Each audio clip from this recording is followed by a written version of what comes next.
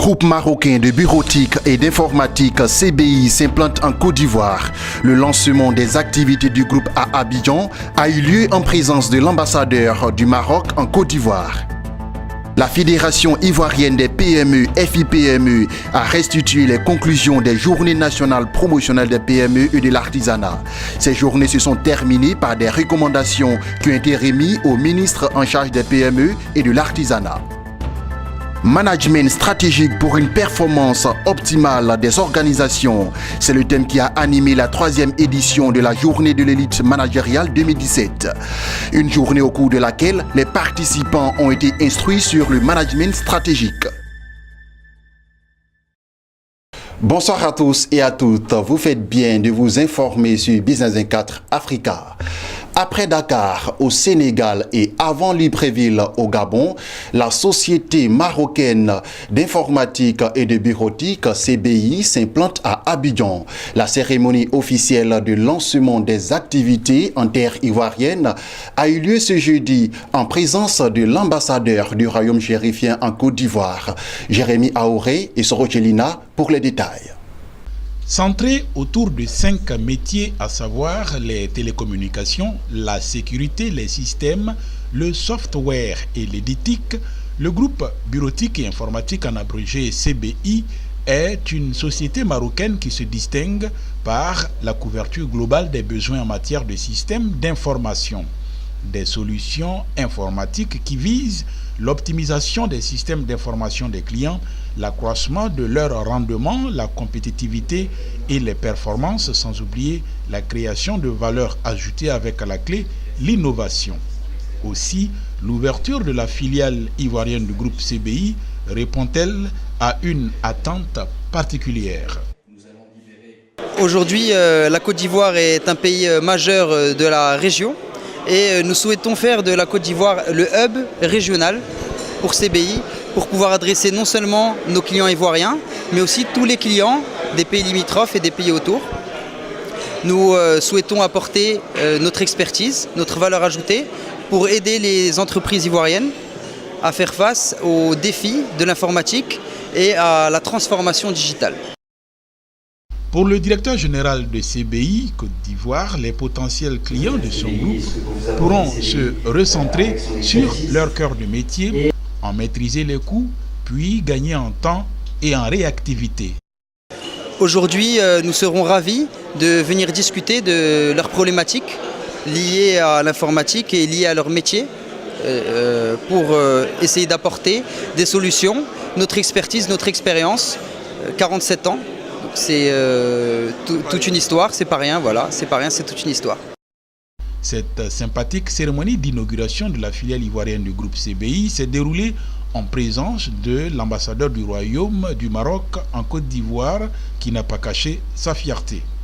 Du Maroc soit présent à l'ouverture d'une filiale d'une grande entreprise marocaine, une fierté du Maroc par ses connaissances, son parcours et sa réussite à l'échelle nationale, mais aussi à l'échelle internationale. Et aujourd'hui, l'ouverture de la filiale de CBI en Côte d'Ivoire témoigne d'abord de l'excellence des relations entre la Côte d'Ivoire et le Maroc, mais aussi en la croyance que nous avons à l'avenir de la Côte d'Ivoire et en son potentiel dans les années à venir. Donc nos amis de CBI sont les bienvenus ici. Nous avons félicité les dirigeants de cette entreprise et nous leur souhaitons tous nos vœux de succès à l'avenir. Fondé en 1970, le groupe CBI compte 6 agences implantées dans les principales villes du Maroc, 2 en Afrique de l'Ouest, dont l'une à Dakar au Sénégal et l'autre maintenant dans la capitale économique ivoirienne.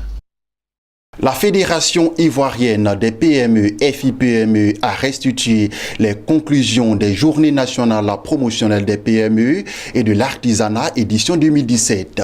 Ces journées se sont soldées par des recommandations qui ont été remises au ministre du Commerce, des PME et de l'artisanat. Toujours au cours de cette cérémonie, une convention a été signée entre la FIPME et l'Agence Emploi Jeune. Sandrine Bamba et Sorochelina. La Fédération ivoirienne des PME FIPME a au cours d'une cérémonie ce jeudi remis officiellement au ministre du Commerce, de l'Artisanat et des PME, Souleymane Diarra-Souba, le document contenant les recommandations enregistrées au terme de la 6e édition des Journées nationales promotionnelles des PME et de l'Artisanat édition 2017. Merci d'applaudir ce moment mémorable. Joseph Boguifo, président de la FIPME, par ailleurs président du comité d'organisation de ces journées, a indiqué l'objectif de cette cérémonie de remise. De cette cérémonie de restitution, elle nous permet de mettre un terme aux journées que nous avons commencées et qui ont permis au comité scientifique de travailler sur le sujet des relations banque-PME. Il y a eu donc des recommandations. Notre devoir était de remettre officiellement ces recommandations aux premiers responsables des PME en Côte d'Ivoire, notamment le ministre en charge des PME. C'est ce que nous avons fait à travers la cérémonie d'aujourd'hui, en faisant comprendre, mais en insistant auprès du ministre pour qu'une commission de suivi de ces recommandations soit mise en place rapidement, pour que nous puissions rendre effectif ce qui est inscrit dans ces recommandations. Souleymane Diarra-Souba, en sa qualité de ministre en charge des PME, a promis d'assurer le suivi des recommandations.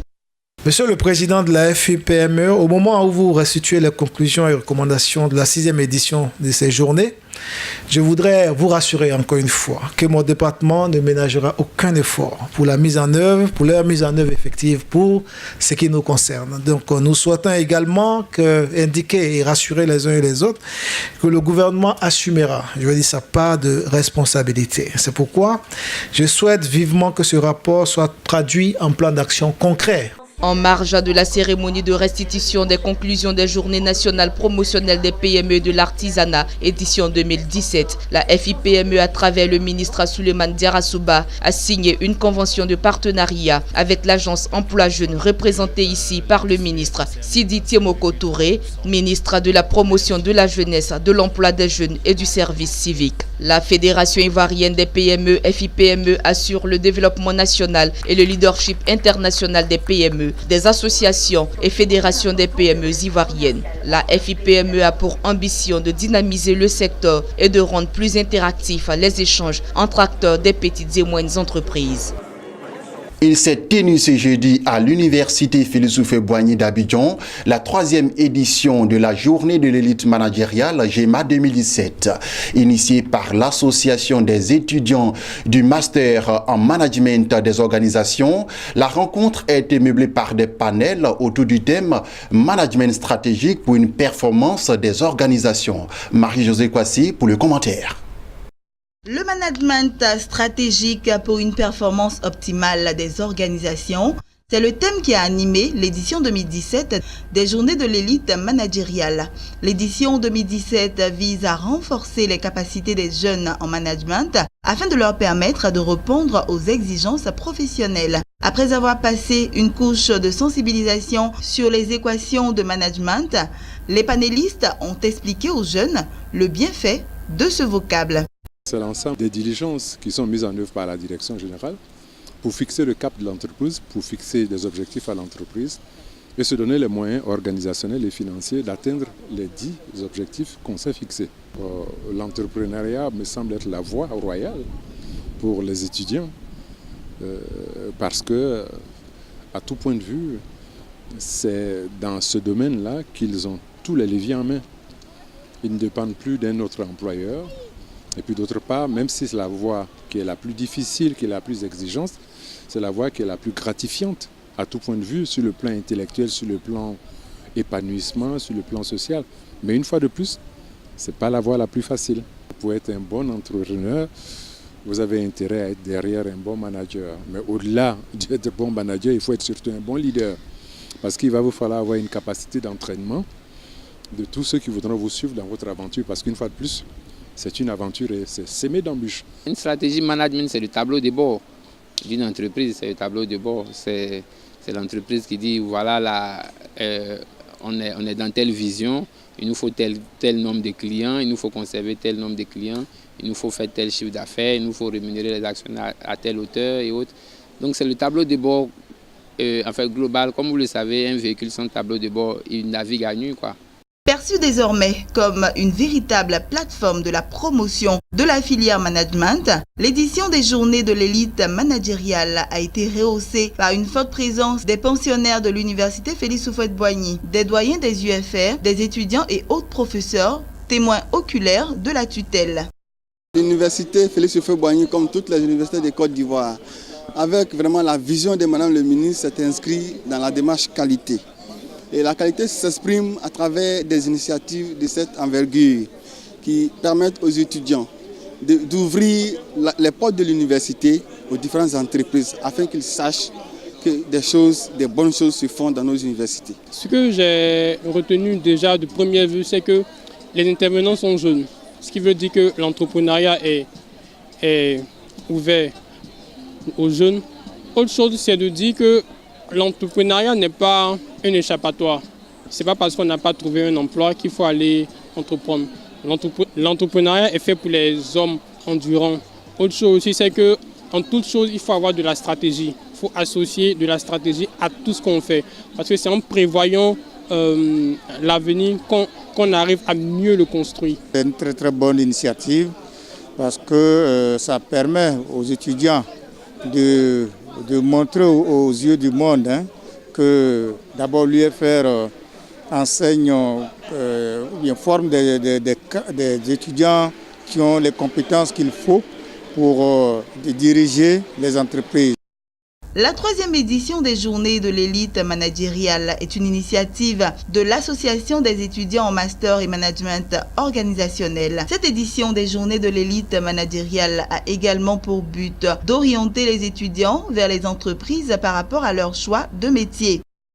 Ce thème-là, c'est pour mettre la lumière sur la nécessité d'avoir un bon plan stratégique, d'avoir un pôle de management stratégique et d'avoir de connaître l'importance de la consultance en stratégie. Au master de management des organisations, nous vous formons pour pouvoir devenir des managers accomplis, des entrepreneurs, des auditeurs, des contrôleurs de gestion.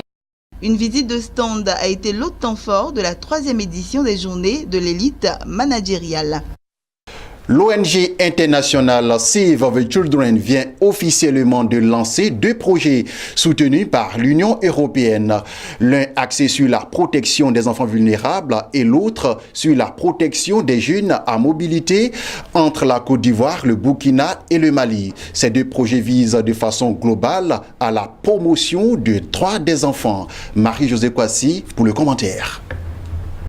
L'ONG internationale Save the Children a lancé officiellement à Abidjan ces 2 nouveaux projets financés par l'Union européenne. Ces projets sont pour l'un axés sur la promotion d'une gouvernance sous-régionale efficace des migrations et protection des enfants et jeunes en mobilité entre la Côte d'Ivoire, le Burkina Faso et le Mali, et pour l'autre sur la promotion et la protection des droits des enfants vulnérables dans ces quartiers à forte concentration d'enfants des rues et d'autres enfants vulnérables. Le but recherché à travers ces 2 nouveaux projets est principalement la protection des droits des enfants.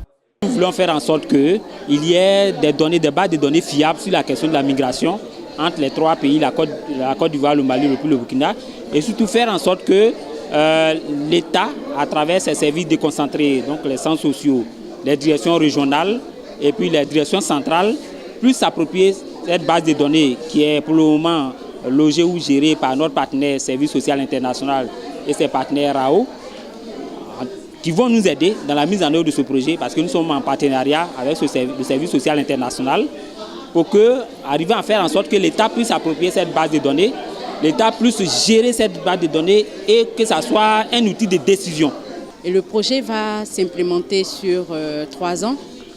Nous avons commencé depuis le 1er juin 2017 et prendra fin en novembre 2019. Et les points stratégiques de ce projet, c'est de prévenir et de répondre aux violations des enfants. Présents à cette rencontre, des structures nationales et régionales engagées dans la protection des enfants ont salué cette initiative. Je pense que c'est des projets qui vont en tout cas nous aider au niveau des organisations de la société civile que nous sommes à apporter une réponse aux problèmes des enfants. En partenariat avec l'Union européenne comme partenaire financier des 10 projets, l'État de Côte d'Ivoire en tant que partenaire étatique, ainsi que les partenaires techniques, l'ONG internationale Save the Children, à travers le lancement de ces 2 projets pilotes à Abidjan, compte toucher très bientôt l'ensemble du territoire ivoirien. Et pendant qu'en Côte d'Ivoire, au Burkina Faso et même au Mali, l'ONG internationale Save the Children œuvre à la promotion des droits des enfants. En Tunisie, ce sont les banques qui donnent le sourire au gouvernement. 13 banques ont accordé un crédit de 285,5 millions de dollars au gouvernement. La convention de financement a été signée ce jeudi en présence du ministre des Finances par intérim, Fadel Abdelkefi, et d'autres autorités locales. Ce crédit syndiqué sur 3 ans est assorti de 2 modes de remboursement. Le premier par paiement annuel a un taux d'intérêt de 2% et le second, in fine, d'un taux d'intérêt de 2,25%. Toujours en bref, cette fois au Mozambique, où 150 millions de dollars seront injectés dans le secteur agricole dans les 5 prochaines années. Cette somme sera remboursée par le Fonds international de développement agricole, FIDA. L'annonce a été faite par le représentant de l'institution financière dans le pays. Le montant est destiné à soutenir les petits agriculteurs et à appuyer l'aquaculture, a indiqué le représentant en marge d'une réunion d'examen des performances des projets gouvernementaux financés par le FIDA. Fin de ce journal. Merci de nous avoir suivis. Le JT du week-end sera présenté cette fois par Sandrine Bamba. Moi, je vous retrouve le week-end prochain pour une nouvelle édition. Merci et restez sur la chaîne de l'économie.